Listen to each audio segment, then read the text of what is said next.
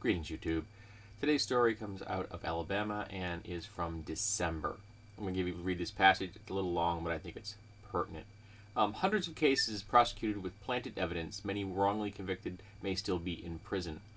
The Alabama Justice Project has obtained documents that reveal a Dothan Police Department internal affairs investigation was covered up by the district attorney. A group of up to a dozen police officers on a specialized narcotics team are believed to have planted drugs and weapons on young black men for years. They were supervised at the time by Lieutenant Steve Parrish, current Dothan Police Chief. How nice. And Sergeant Andy Hughes, current Assistant Director of Homeland Security for the state of Alabama. All of the officers reportedly were members of a Neoconfederate organization that the Southern Poverty Law Center labels racial extremists. The group has advocated for blacks to be returned to Africa, published that the civil rights movement is really a Jewish conspiracy, and that blacks have lower IQs. Both Parrish and Hughes held leadership positions in the group and are pictured above holding a Confederate battle flag at one of the club's secret meetings. The document shared revealed that internal affairs investigation was covered up to protect the aforementioned officers' law enforcement careers and kept them from being criminally prosecuted.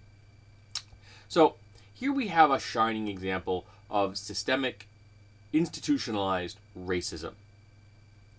This is why many people don't trust the police. And, believe it or not, even though I'm the whitest white boy that ever walked out of White Town, I don't trust the police any longer either. There was a time when I did. I know a cop on my force here in the city I live in.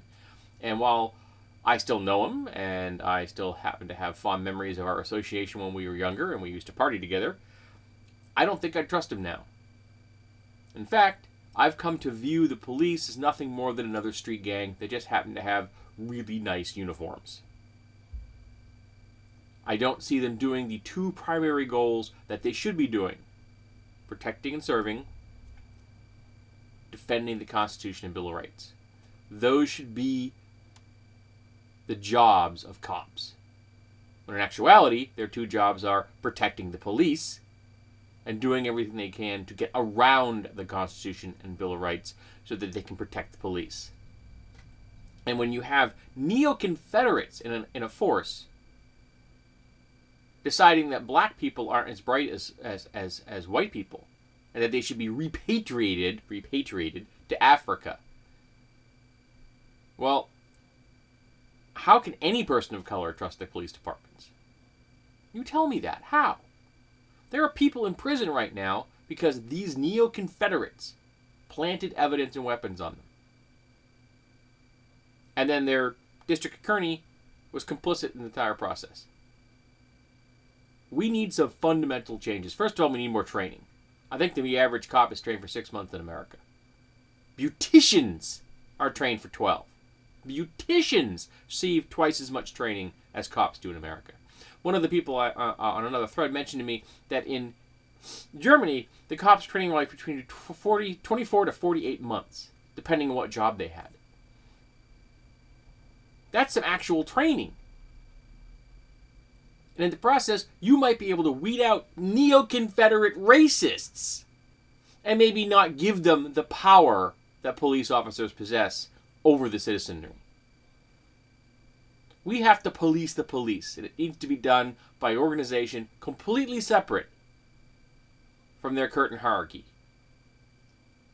Prosecutors should not be involved in any internal investigation because they can't be trusted. They work with the cops every day. The cops and the prosecutors work together to put people in prison. And instead of working together to do that effectively, they seem to become a prison machine. Their goal is to put everyone in prison.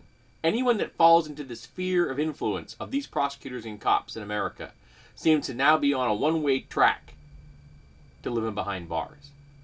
Because the prison industrial complex needs bodies, otherwise known as slave labor. None of this is separate. This is all connected. And we need to start pulling it apart and fixing it.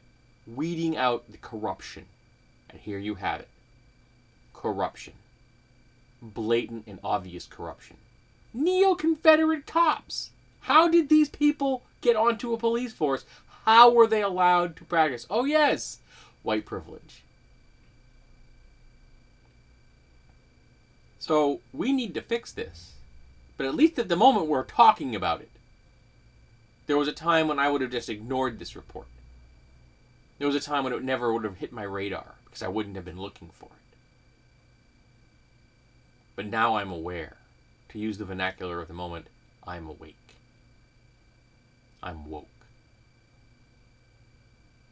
And we need to make sure that everyone in America is awake. And we need to come to realize that if there are good cops out there, why aren't they helping to weed out these bad cops? Because if you're a good cop and you aren't helping to weed out your bad coworkers, your fellow brothers and sisters in blue, then you're not a good cop. Flat out. If you are silently complicit in their actions, you are not a good cop. You have to come forward and you have to fight this because you are in the front lines. You have the best chance of knowing what's going on and helping the citizenry to protect and to serve and to defend the Constitution and Bill of Rights instead of remaining silent and letting Neoconfederates throw black men in prison for no fucking reason.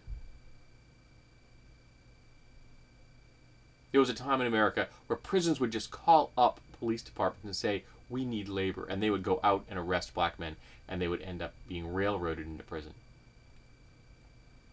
And I thought that was an anachronism. I thought that was something from the past. No, it's not. It's contemporary to us. And we need to stop it. And the first thing we need to do is talk about it.